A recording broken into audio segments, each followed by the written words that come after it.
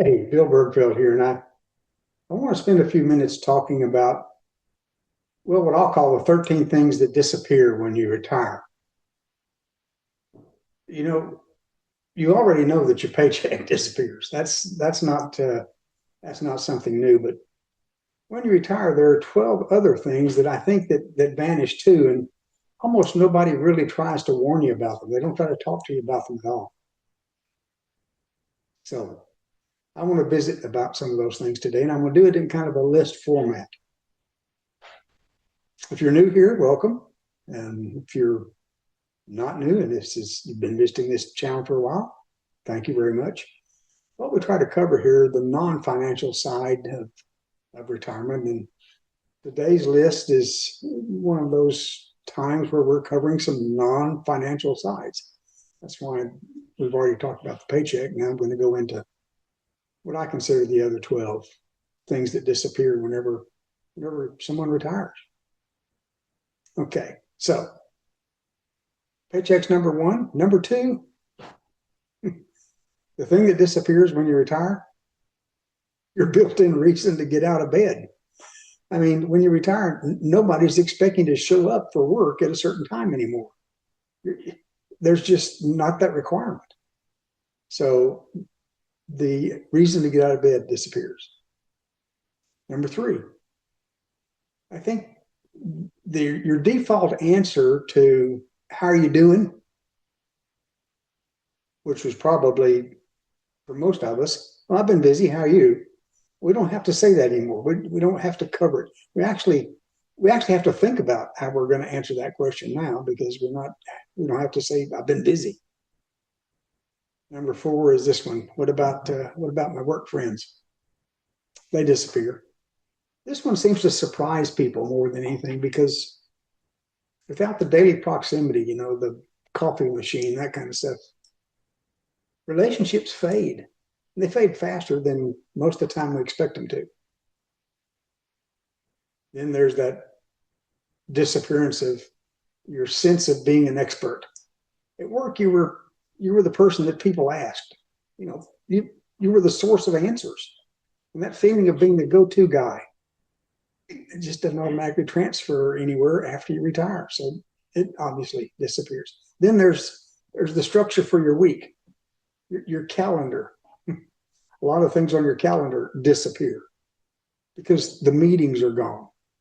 The scheduled rendezvous are gone. The phone calls, the appointment phone calls, those are gone. And what happens is the weekdays and the weekends start blending together because the calendar is not important anymore. It just seems to disappear. And then here's the other thing that disappears. That place that needed you today, no place, no building or anything anywhere is waiting on you to open the door anymore. Your key's not required. So the key disappears.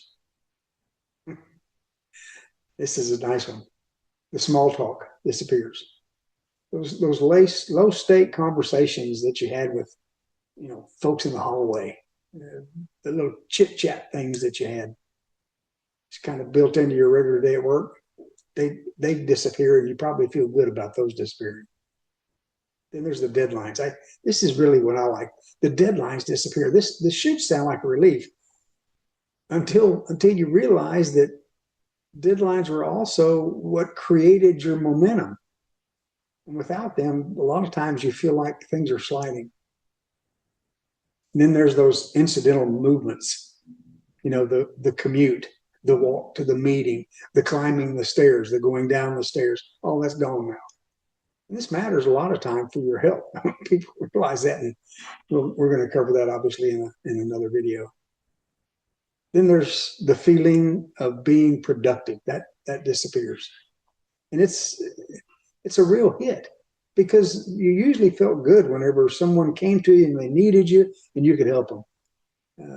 That productive feeling disappears.